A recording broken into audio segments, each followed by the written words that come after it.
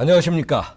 중국 경제와 기업을 파고파서 중국 경제의 현 주소를 전달하는 파고파자 중국 경제 시간입니다. 오늘 또 아주일보의 진세나 기자와 함께 중국의 업계를 다양한 모습을 탐구해 보겠습니다. 안녕하십니까. 안녕하십니까. 아주일보 진세나입니다. 반갑습니다. 예, 지난주에 중국 경제가 여전히 어려움을 겪고 있다는 소식을 전해줬습니다. 그런 가운데 중국 정부에서 신산업 표준화를 위한 정책을 내놓은 바도 있습니다. 이번 주 중국 경제에 새로운 소식이 있습니까? 네, 중국 최대 민영 부동산 개발 업체 컨트리 가든의 사상 최대의 손실로 인해 지난달인 8월 중국 증시 부동산 부문에서 연달아 하락세가 이어지고 있습니다. 컨트리 가든은 앞서 9월 1일 저녁 채권단 회의 표결을 거쳐 4일 만기인 39억 위안 한화로 약 7,090억 원 규모의 중국 국내 사모채권 상환을 유예하기로 했습니다.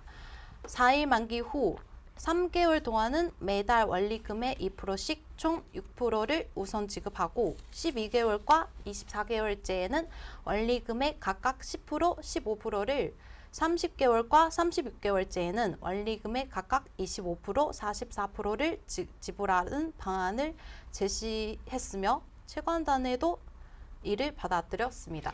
그렇군요. 그럼 컨트리 가든은 현재 위기를 해결했다기보다는 잠깐 숨을 돌린 것으로 보이는데 맞습니까? 네, 맞습니다. 증권시장은 컨트리 가든이 당장 급한 불은 껐지만 여전히 디폴트 리스크가 도사리고 있다고 보고 있습니다. 당장 지난달 7일 지급하지 못한 약 2,250만 달러의 채권 이종 이자에 대한 한 달의 상환 유예 기간이 다음 주에 끝나게 됩니다. 또한 10월과 11월, 연말과 내년 초까지 연내외 채권 만기일이 줄줄이 도래하고 있기 때문입니다. 예, 앞으로 갚아야 할 채권이 수두룩한 데다가 중국 부동산 경기도 좀처럼 살아나지 않는 상황에서 컨트리 가든의 디폴트가 시간 문제로 보이는데 이를 해결하기 위해 중국 정부가 내놓은 새로운 정책이 있습니까? 네, 중국 주택도농건설부와 인민은행 등 여러 부처가 개인 주택 대출 관련 주택수 인정 기준에 관한 통지를 발표했습니다. 이에 따라 앞으로 주택 구매를 위해 대출을 신청할 경우 대출 신청인이 구매하고자 하는 주택의 소재지에 신청인을 포함한 가족 구성원이 소유한 주택이 없으면 앞서 주택 대출을 받은 적이 있어도 생애 첫 주택과 같은 조건으로 대출을 받을 수 있다고 합니다. 이런 주택 대출 정책으로 인해 침체되었던 부동산 시장이 다시 활력을 되찾을 수 있을지 귀추가 주목됩니다. 예, 잘 알겠습니다. 이상은 이번 주 중국 부동산 업계 소식이었습니다. 지금부터는 중국 업계를 소개해 드릴 시간인데 오늘 소개할 기업은 어떤 기업입니까? 오늘은 중국 민영 기업 1위를 소개할 예정인데 혹시 어떤 기업인지 예상하십니까? 영업 실적으로 봤을 때 1위면 당연히 알리바바나 텐센트 아니면 화웨이일 것 같은데 맞습니까?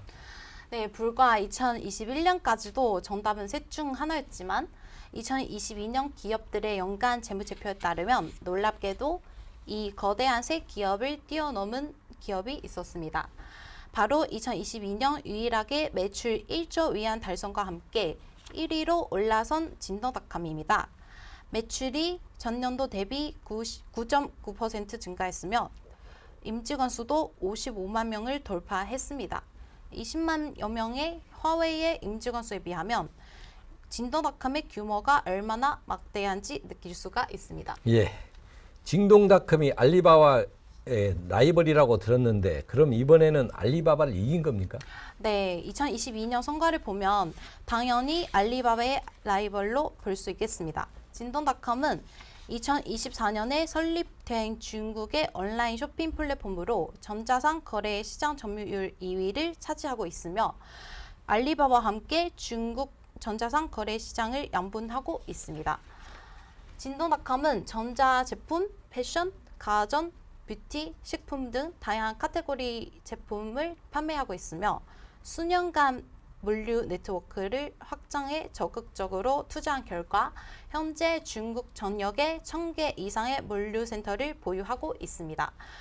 최근에는 드론이나 자율 배송 차량을 포함한 차세대 배송 솔루션을 선보이고 있는 등 자체 물류 시스템으로 다른 온라인 쇼핑 플랫폼과 차별화하는 데까지 성공했습니다. 자체 물류 시스템까지 갖추고 있어 훌륭한 배송 서비스가 바로 알리바바와 가장 큰 차이점으로 알리바바를 이길 수 있었던 비결인 것 같은데 맞습니까? 네. 하지만 두 회사의 가장 큰 차이점은 알리바바와 진동닷컴의 서로 다른 사업 구조 모델에 있습니다. 알리바바의 전자상 거래 플랫폼인 타오바오와 티몰은 판매자와 소비자를 이어주는 연결고리 서비스입니다.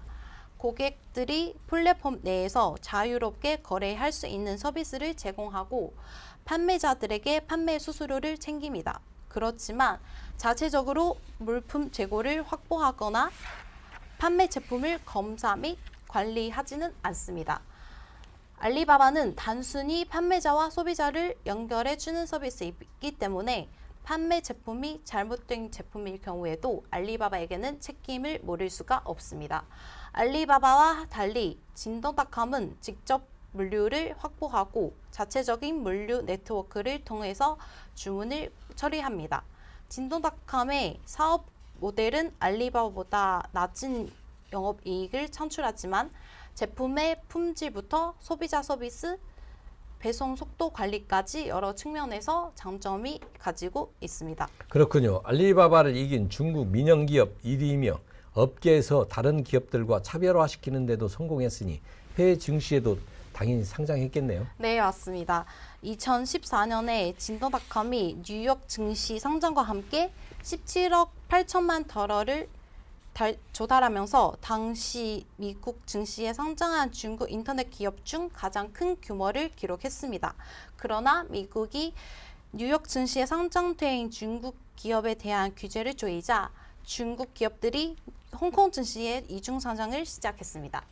2020년 진동닷컴의 창립 기념일인 6월 18일에 홍콩 증시의 2차 상장으로 약 38억 달러의 자금을 조달한 바가 있습니다.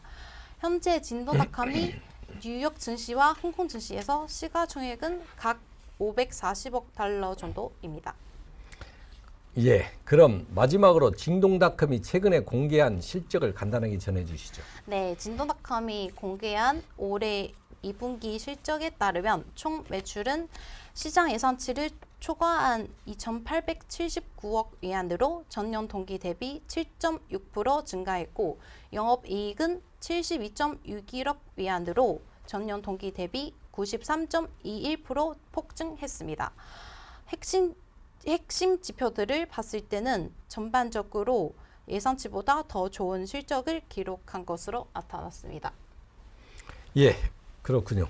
재고를 직접 떠안고 가는 직매입 모델을 중심으로 성장해온 진동닷컴은 오랜 기간에 걸쳐 물류, 유통, 배송, 경쟁력을 강화하는 데 집중해 왔습니다.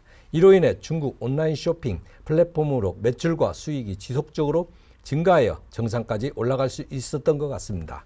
최근에 중국 경제 상황이 좋지 않지만 중국 내수 시장과 글로벌 쇼핑 플랫폼 성장 가능성을 두고 봤을 때 진동닷컴의 향후 가능성도 눈에 보입니다. 올해 하반기 중국 경제 회복과 함께 진동닷컴의 새로운 실적 달성도 기대됩니다. 오늘 방송은 여기까지입니다. 궁금하시거나 알고 싶은 중국 기업이 있다면 아래 댓글로 남겨주세요. 마지막으로 구독, 좋아요, 알림 설정 부탁드립니다. 감사합니다. 경제에 관심 많으신가요? 바른 생각으로 세상을 바라봅니다. 더 공정한 언론 아주경제 5개 국어로 세상과 소통합니다. 따뜻한 미디어 아주경제 오늘도 아주 경제적인 생각을 전합니다. 아시아의 중심에서 세계를 만나는 원칙과 상식의 정도 언론 아주경제